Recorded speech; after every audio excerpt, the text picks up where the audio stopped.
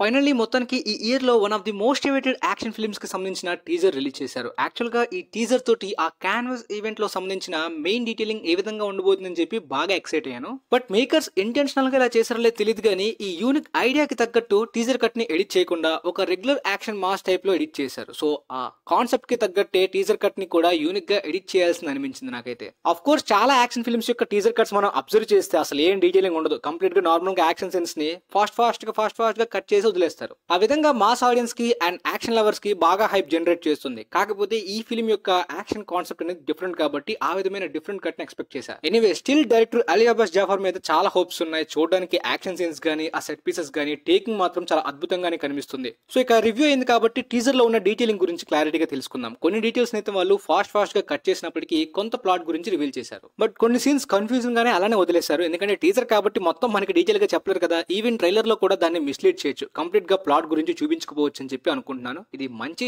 ఐడియానే. Theatre లోని surprise చేయొచ్చు. పోతే ఇక స్టార్టింగ్ సీన్ లో మీరు అబ్జర్వ్ చేస్తే ఇక్కడ కొంతమంది సోల్జర్స్ మీద సడన్ గా ఒక చాపర్ వచ్చి అటాక్ చేస్తుంది. సో వీళ్ళు కూడా రివర్స్ అటాక్ చేస్తున్నప్పుడు సడన్ గా ఒక పెద్ద మెషిన్ గన్ తోటి ఫారెస్ట్ నుండి అటాక్ చేశారు. వీళ్ళు కూడా కొంతమంది గార్డ్స్ లో ఉన్నారు. ఈ గార్డ్స్ ఎవరో తర్వాత మనం డిస్కస్ చేద్దాం. వీళ్ళందరూ కూడా విలన్ కి సంబంధించిన వాళ్ళే. పోతే ఈ సోల్జర్స్ మీద ఎందుకు అటాక్ చేస్తున్నారు? మేబీ విలన్ కి కావాల్సిన సోర్సెస్ కొద్దిగా సీక్రెట్ గా గవర్నమెంట్ ఈ సోల్జర్స్ నుండి సెక్యూరిటీగా పట్టుకెళ్తుంటే వీళ్ళు అటాక్ చేసి తీసుకుంటుంటారు. ఎందుకంటే ఇక్కడ బ్రీఫ్ కేస్ అబ్జర్వ్ చేస్తుంటే విలన్ కి కావాల్సింది తన ఎక్స్పెరిమెంట్స్ కోసం యూజ్ చేసుకోవడానికి ఇది దొంగలించాడా అన్నట్టు కనిపిస్తుంది. ఎందుకంటే ఒక సెట్ ఫోటోస్ బీటీఎస్ సీన్ ని వాళ్ళు ఇదివరకు రివీల్ చేశారు. ఒక ఫోటోని సేమ్ ఈ సీన్ కి సిమిలర్ గా ఉంది ఆ BTS photo. But green tent లేకుండా ఇలా ప్రాక్టికల్ గా తీయడం వలన విఎఫ్ఎక్స్ ఆ యాక్షన్ సీన్ చూడడానికి నేచురల్ గా కనిపిస్తుంది థియేటర్స్ లోని. ఇక బ్యాక్గ్రౌండ్ వాయిస్ ఓవర్ లోని పృథ్వీరాజ్ సుకుమార్ గారు చెప్తున్న దాన్ని బట్టి మలయాళంలో చెప్తున్నారు. సో ఈ ఫిల్మ్ లో ఆయన మలయాళీ క్యారెక్టర్ అని క్లారిటీ ఇచ్చారు. ఒక ప్రళయం రాబోతుంది. అది పాస్ట్ ని, ప్రెజెంట్ ని, ఫ్యూచర్ ని మొత్తాన్ని కూడా మార్చేస్తుంది. మొత్తంగా మంచి చెడుకి మధ్య ఉన్న యుద్ధాన్ని కంప్లీట్ చేస్తుంది అని చెప్పి అంటున్నారు.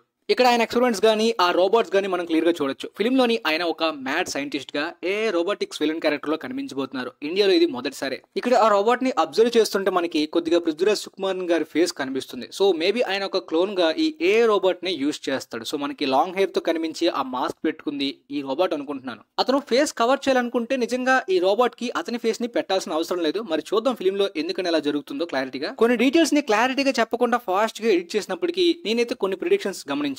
అదేంటంటే ఇక్కడ మీరు క్లియర్ గా అబ్జర్వ్ చేస్తే ఇక్కడ హ్యూమన్స్ మీద వాళ్ళు ఎక్స్పెరిమెంట్స్ చేస్తున్నారు. మేబీ అక్కడ సోల్జర్స్ మీద అటాక్ చేశారు కదా, ఆ సోల్జర్స్ ని తీసుకొచ్చి తినకి గార్డ్స్ గా మార్చుకోవడానికి ఈ విధంగా చేస్తున్నారు అనిపించింది. లేదా ఇంకొక రీజన్ ఉంటుంది. ఆ రోబోట్స్ ని మనుషుల్లో మార్చడానికి డిఎన్ఏ ఎక్కించడం, వాటిని మనుషులుగా తయారు చేయడానికి అది ఆ టైప్ ఎక్స్పెరిమెంట్ అయినా అయి ఉండొచ్చు. ఇక్కడ మీరు క్లియర్ గా అబ్జర్వ్ చేస్తే ఈ రోబోట్ ఫేస్ కొద్దిగా టైగర్ ష్రాఫ్ లాగా అనిపిస్తుంది. మేబీ క్లోన్ టైప్ లోని ఇలా తయారు చేసినా కూడా ఫిల్మ్ లోని సర్ప్రైజింగ్ గా ఉంటుంది. ఎందుకంటే ఇక్కడ మీరు క్లియర్ గా అబ్జర్వ్ చేస్తే చాలా మంది ఆఫీసర్స్ ముందు పృథ్వీరాజ్ సుకుమార్ గారు ఒక మంచి సైంటిస్ట్ గా మంచి పర్సన్ గా స్పీచ్ చేస్తున్నారు. సో ఆయన బయటికి మంచిగా కనిపించినప్పటికీ ఒక పెద్ద సూపర్ విలన్ టైప్ అనమాట. ప్రపంచానికే థ్రెట్ ఉంటుంది. సో చూడడానికి ఒక రోబోట్ ని డిఫీట్ చేయడం మామూలుగా ఒక సోల్జర్స్ వల్ల అస్సలు కాదు. పైగా తన వైపు కూడా ఒక పెద్ద ఆర్మీ లాంటి సోల్జర్స్ ఉన్నారు. దాంతో పాటు ఆ మాస్క్ కి ఏదో ఒక లింక్ ఉంటుందని అనుకుంటున్నాను. ఫిల్మ్ ని ఈ వరల్డ్ లో చాలా కంట్రీస్ లోని షూట్ చేశారు. సో ఆ విధంగా షూట్ చేసినప్పుడు ఖచ్చితంగా ఇది ఒక క్యాన్వాస్ ఈవెంట్ అంటే ఎర్త్ కి సంబంధించిందే. ఆల్మోస్ట్ పోస్టర్ లో కూడా మెన్షన్ చేశారు. ప్రపంచం ఆల్మోస్ట్ అంతరించబోయే టైంలోని హీరోస్ రైజ్ అయ్యారని చెప్పి. కానీ చూస్తున్నప్పుడు డైలాగ్ మాత్రం హిందుస్థాన్ అని చెప్పి మెన్షన్ చేశారు.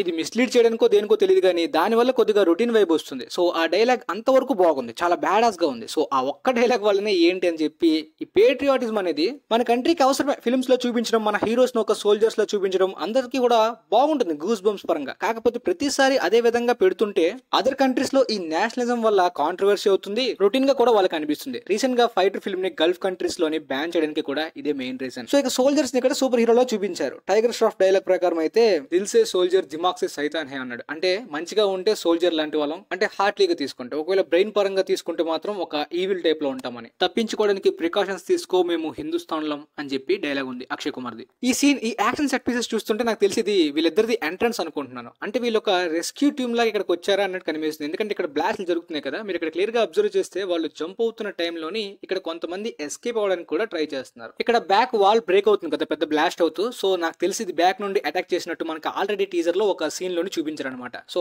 మొత్తంగా అయితే మాత్రం ఇక్కడ ఒక పెద్ద రెస్క్యూ టీమ్ లాగా వచ్చి వీళ్ళందరినీ సేవ్ చేయడానికి వచ్చారనుకుంటా. తర్వాత టనల్ యాక్షన్ సీన్ ని కూడా కొద్దిగా కలిపారు. మేబీ ఈ టనల్ యాక్షన్ సీన్ అనేది క్లైమాక్స్ ఆర్ ఇంటర్వెల్ అనుకుంటున్నాను. ఎందుకంటే వీళ్ళు ఆ సైంటిస్ట్ యొక్క ల్యాబ్ లోకి ఎంటర్ అవుతున్నారు.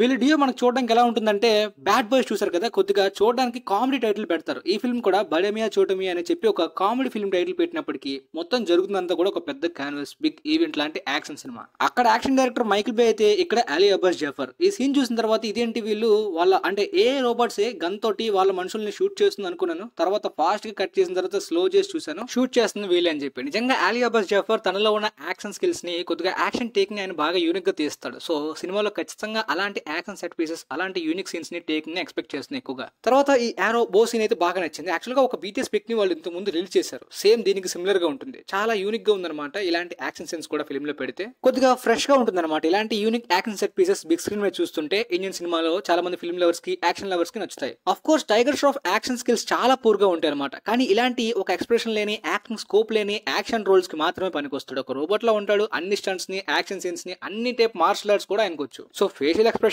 మబ్బుగా ఉన్న ఇలాంటి యాక్షన్ రోల్స్ కి అవన్నీ అవసరం లేదు. కాకపోతే అక్షయ్ కుమార్ లో యాక్టింగ్ స్కిల్స్ చాలా బాగుంటాయి. అండ్ ఒకప్పుడు ఆయన యాక్షన్ హీరో కూడా, ఆయన స్టార్ ట్యాక్ కూడా యాక్షన్ కా కిలాడి. సో అలాంటి వింటేజ్ యాక్షన్ ఫామ్ ఇప్పుడు తేడం బాగుంది. కానీ ప్రెసెంట్ ఉన్న ఆయన ఏజ్ ఆ బాడీ పర్సనాలిటీకి ఒక యాక్షన్ హీరోగా సూట్ కారు. Like Bruce Willis, Bob Odenkirk లాగా ఒక మిడిల్ ఏజ్డ్ మ్యాన్ అలా యాక్షన్ రోల్స్ చేస్తున్నట్టు ఉంటుంది. కాకపోతే ఆయన క్యారెక్టర్ ని చాలా స్పెషల్ గా రాసుకుంటే మంచి ఇంపాక్ట్ ఇస్తుంది. టీజర్ లో ఒక బ్లాస్ట్ సీన్ అండ్ ఈ బైక్ చేసింగ్ చూస్తున్నప్పుడు విఎఫ్ఎక్స్ కొద్దిగా పెండింగ్ ఉన్నట్టు కనిపిస్తుంది. సో ఫిల్మ్ రిలీజ్ అయ్యే టైంకి ఇంకా పెండింగ్ వర్క్ చాలా ఉంది కాబట్టి కంప్లీట్ అవ్వచ్చు. ప్రస్తుతానికి అయితే ఈ షాట్ నాకు అంతగా నచ్చలేదు విఎఫ్ఎక్స్ కొద్దిగా. ఇంకా పూజ ఎంటర్టైన్మెంట్స్ యొక్క కర్స్ అయితే మాత్రం ఏజెడ్ ఫిల్మ్స్ తోటి అలీ అబ్బాస్ జాఫర్ బ్రేక్ చేసేలాగా ఉన్నారు. తప్పకుండా బ్రేక్ చేయాలి. మరి ప్లాట్ ఐడియా బాగుంటుంది అండ్ అలీ అబ్బాస్ జాఫర్ గారి యాక్షన్ టేకింగ్ కూడా బాగుంటుంది. ఈ ఫిల్మ్ కి అయినా చాలా వరకు వెపన్స్ ని, వెహికల్స్ ని, చాలా చోట్ల లొకేషన్స్ ని రియలిస్టిక్ గా ప్రాక్టికల్ గా యూజ్ చేశారు కాబట్టి ఆ ఇంపాక్ట్ ఎక్స్పీరియన్స్ కూడా బిగ్ స్క్రీన్ మీద బాగా ఇవ్వాలి.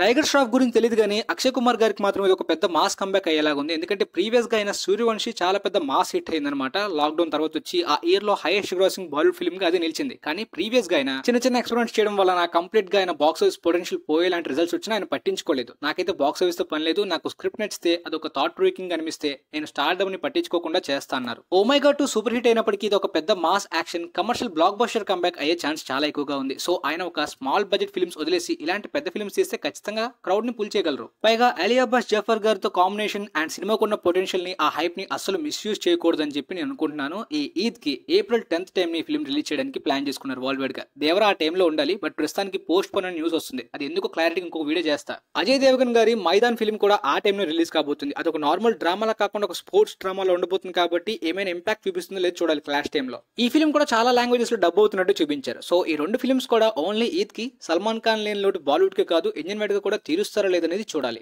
ఇండియన్ ఫిల్మ్ లవర్స్ అందరినీ కూడా అట్రాక్ట్ చేసేలాంటి ఎంటర్టైన్మెంట్ ని డెలివర్ చేస్తారో లేదో చూడాలి. మూవీని 5 లాంగ్వేజెస్ లో డబ్ చేస్తున్నట్టు చూపించారు. అఫ్ కోర్స్ పృథ్వీరాజ్ సుకుమార్ గారు ఉన్నారు కాబట్టి మలయాళం డబ్బింగ్ పక్కా ఉండాలి. కాకపోతే ఇప్పటి వరకు ఆ డబ్బింగ్ టీజర్స్ రాలేదు. సో ఖచ్చితంగా అన్ని డబ్బింగ్ టీజర్స్ ని ఒకేసారి ప్లాన్ చేశారేమో రిలీజ్ చేయడానికి. మీకైతే ఇప్పుడు ప్రాపర్ గా ఈ ఫిల్మ్ గురించి అండ్ ఈ టీజర్ యొక్క బ్రేక్ డౌన్ గురించి క్లారిటీగా అర్థమైందని అనుకుంటున్నాను. సో వీలైతే ఈ వీడియోని మీ ఫ్రెండ్స్ కి కూడా షేర్ చేయండి అండ్ థ్యాంక్స్ ఫర్ వాచింగ్.